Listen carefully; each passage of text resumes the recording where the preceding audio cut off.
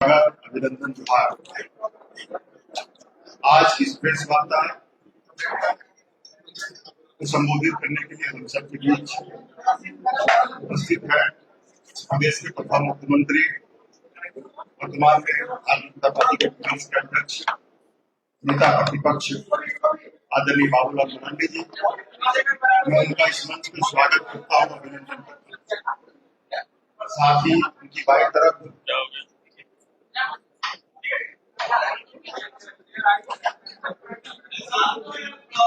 उपस्थित है पार्टी के प्रदेश के प्रवक्ता भाई रमाकांत महतो जी। उनका स्वागत करता हूँ और आज की इस प्रेस वार्ता को संबोधित करने के लिए मैं आग्रह करता हूँ माननीय बाबूलाल मरांडी जी से कि आज इस प्रेस वार्ता को संबोधित करें।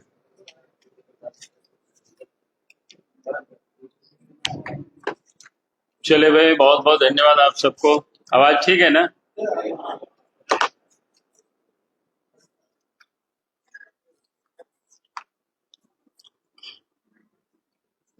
आज आप सबको आए उसके लिए आप सबका स्वागत है। आप सबने कल झारखंड की विधानसभा की कार्यवाही को देखा और आज सवेरे अखबारों में भी आप सब प्रमुखता से समाचार को देखा कि झारखंड सरकार ने जिस प्रकार से एसआईआर का विरोध किया है,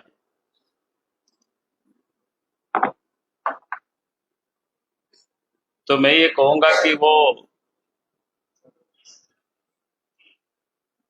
वोट बैंक की राजनीति, ताकि झारखंड प्रदेश में जिस प्रकार से जो डेमोग्राफी बदली है या बदल रही है, बांग्लादेशी और रोहिंग्या मुसलमानों को वोट बैंक बनाए रखना, उसका एक उदाहरण लोगों ने कल झारखंड के विधानसभा में सरकार की ओर से लोगों ने स्पष्ट रूप से राज्य की जनता को बता दिया है कि भाई हम बांग्लादेशी घुसपैठिए और रोहिंग्या मुसलमानों को झारखंड में बसाना ही नहीं बल्कि साथ में उनको मतदाता भी बनाना चाहते, ताकि झारखंड की चुनाव कांग्रेस पार्टी, झारखंड मुक्ति मोर्चा, राष्ट्रीय जनता दल अपने पक्ष में वो करा सके।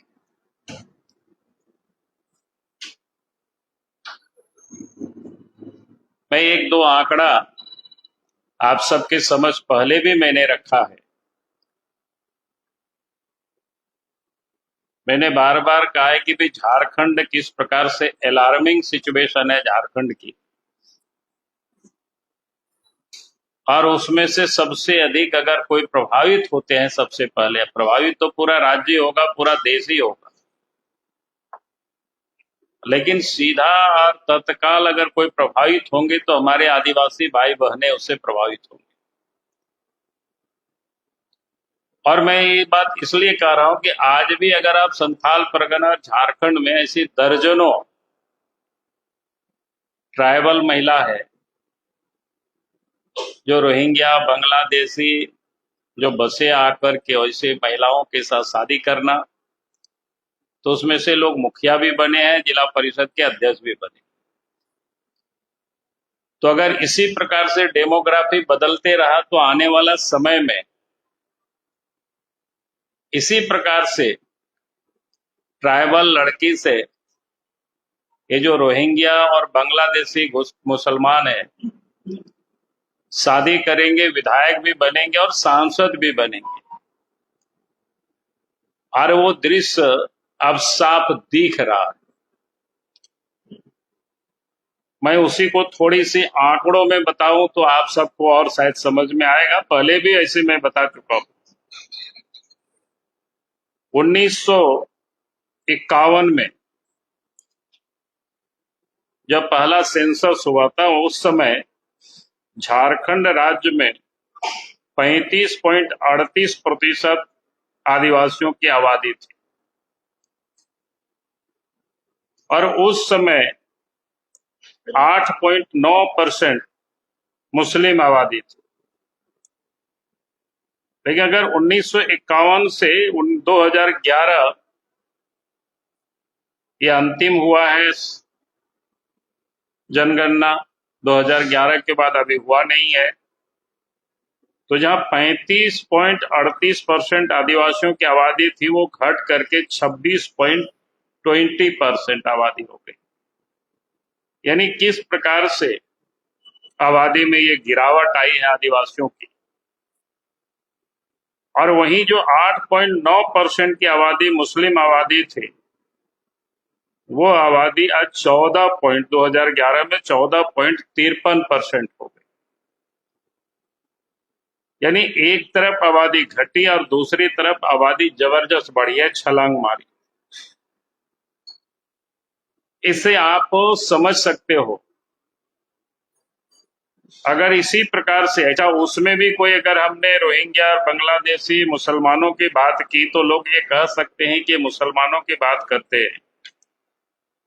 तो 1951 में सनातनियों की आबादी, सनातनियों में आदिवासी वगैरह भी सब मिला हुआ है, दलित वगैरह सब मिले हुए, 87.79% था। यानी 87.79% 1951 में। 2011 में ये पॉपुलेशन घट करके 81.17%। ये साफ दिखता है। तो मैं ये कह रहा था कि भाई ये नेचुरल तरीके से या ऑर्गेनिक तरीके से आबादी इतना बढ़ नहीं सकता है किसी का भी। ये आबादी बढ़ी है तो ये कृत्रिम तरीका क्या है?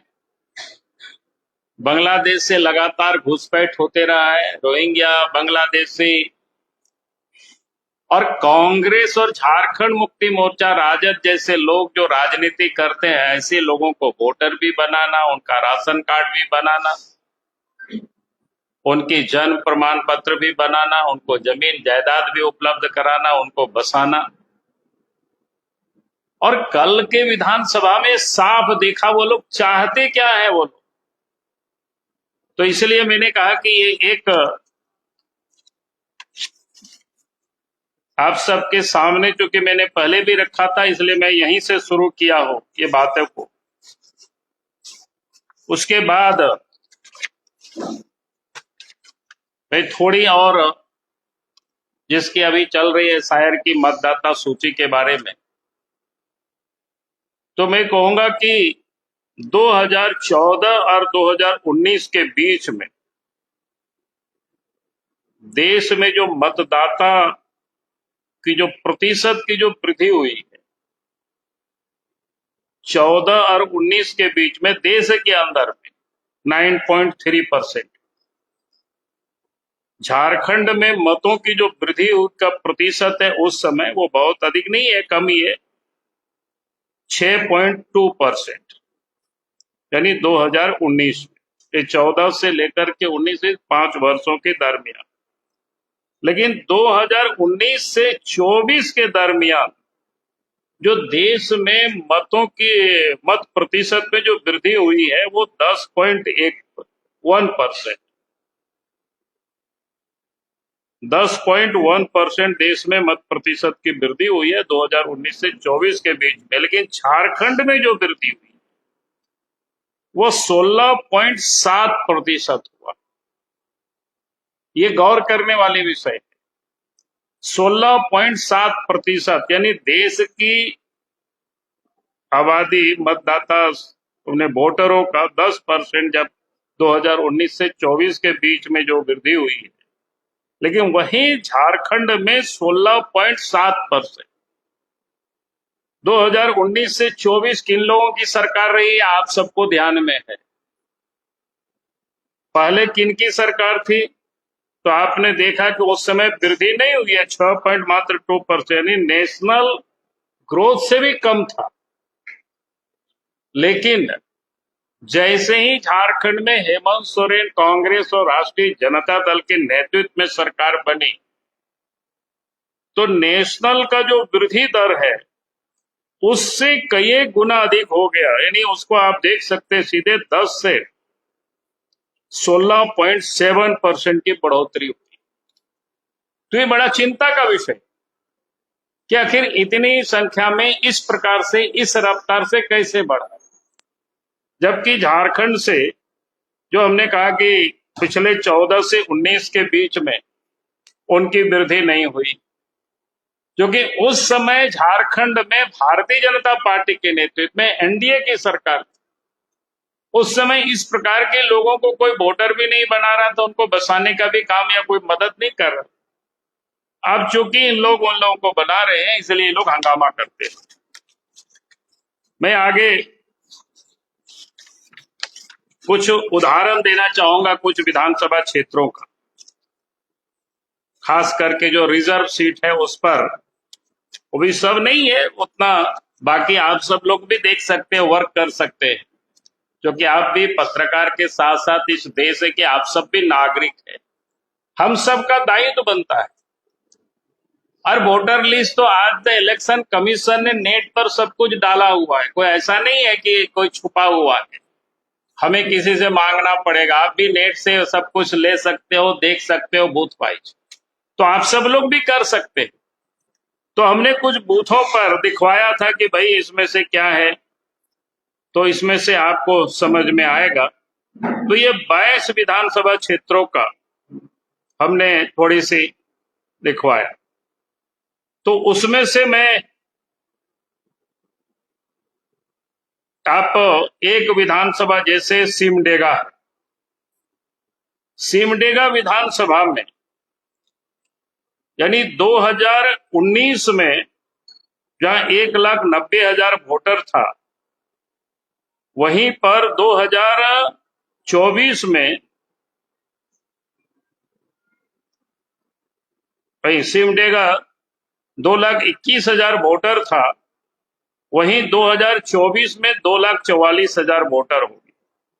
अगर ओवरऑल इसका वृद्धि आप देखेंगे तो होता है 10.2% की बढ़ोतरी हुई है ओवरऑल।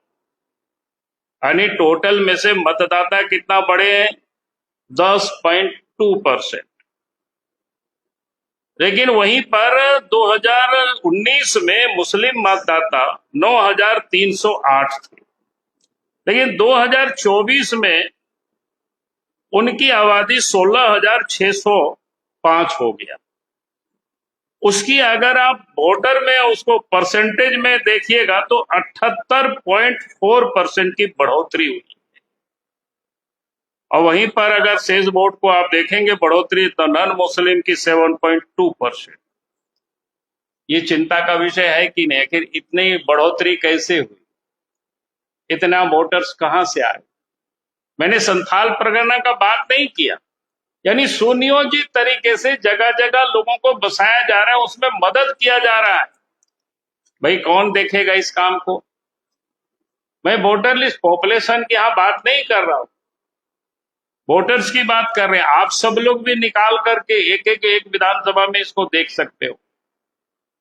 वैसे मैं दूसरे भी विधानसभा कहीं का, क्योंकि सब तो वर्णन करे तो बहुत समय लगेगा, तो ऐसे मैं आपको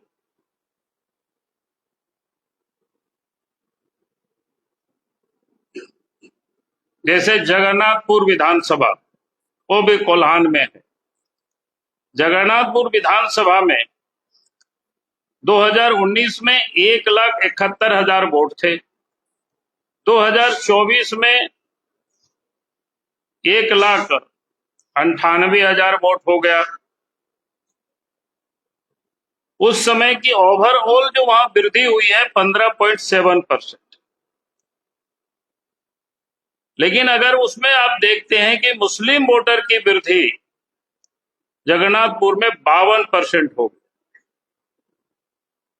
और नॉन मुस्लिम की 13% की वृद्धि।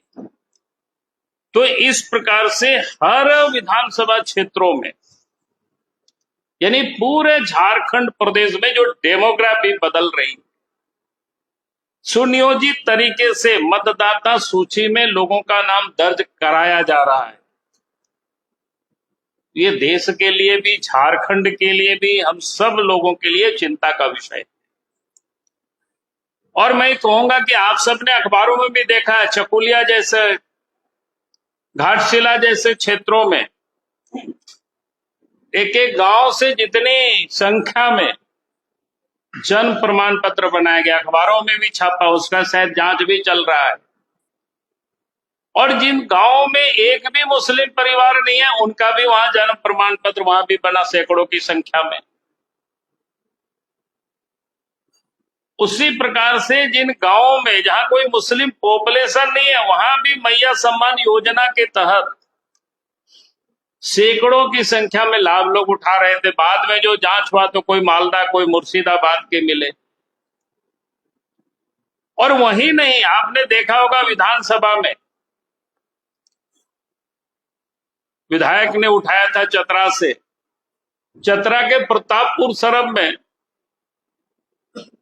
एक दो पंचायत में इतनी अधिक जन्म प्रमाण पत्र बने कि उतना वो पॉपुलेशन ही शायद वहां पर नहीं। मैंने ये तो आपको ये बता रहा हूं, अर्थात कहने का अर्थ यह है किस प्रकार से इस देश में जो डेमोग्राफी बदल रही है।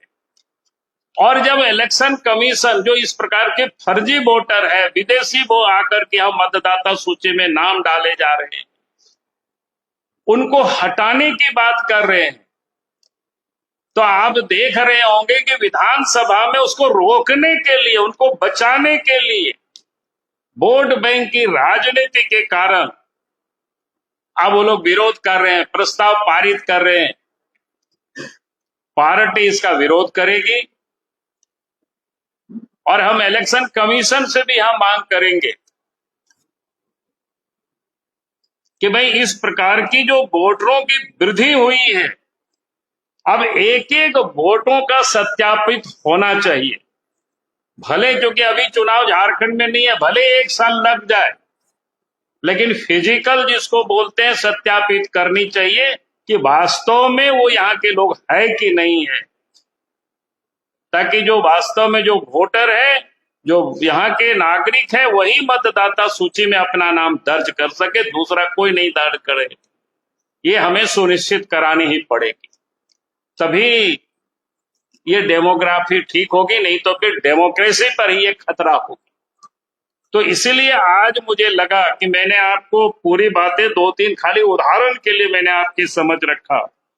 और आप सब लोगों से भी मैं कहूंगा कि आप सब लोग भी इस पर वर्क कर सकते हैं, समझ सकते हैं विषय वस्तु को कि क्या हो रहा है, फिर ये लोग क्यों विरोध कर रहे हैं।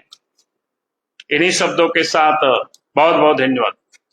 सर, बाबा से पहले भी आप लोगों ने मुद्दे उठाया था, लेकिन आज की बात है तो वो प्रूफ नहीं हो पाया। विपक्ष कहना है कि जिसका आंकड़ा दिया ना उस आदमी उस आंकड़े को आदमी दिखाई। इसीलिए तो मैंने कह रहा हूं कि जब फिजिकल जब शुरू हो जाएगी तब प्रूफ हो जाएगी सब।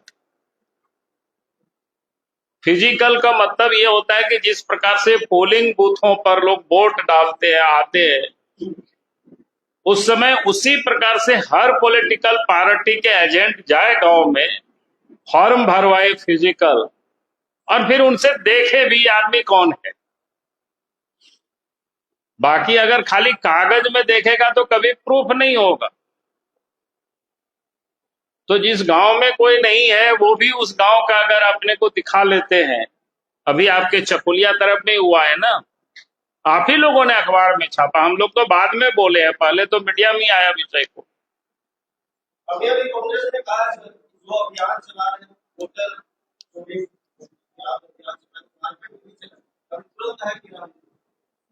कौन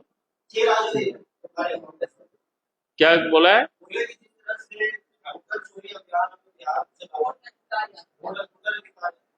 देखिए, यात्रा कहीं निकाले हमें कोई दिक्कत नहीं है, लेकिन मैं क्या कह रहा हूं कि जो विदेशी जो मतदाता यहाँ बन रहे हैं, जिस प्रकार से डेमोग्राफी यहाँ बदल रहा है, ये चिंता का विषय है।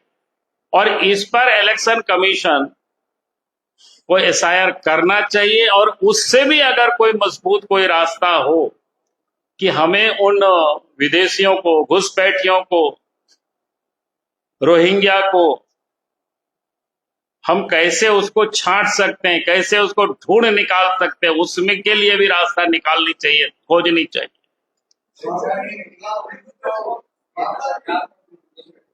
हाँ?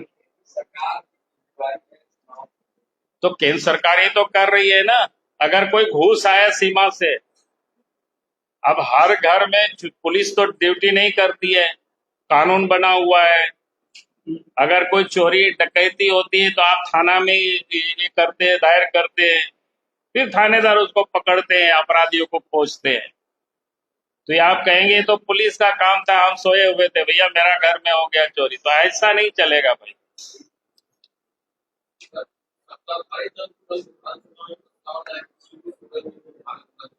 अभी तो इतना ही बात करो, कल देखेंगे विधानसभा। सर एक अभी कांग्रेस ने अच्छा बनाया तो फिर आज का उनका एक वोट छोड़ के पर लागू था झारखंड में शुरुआत।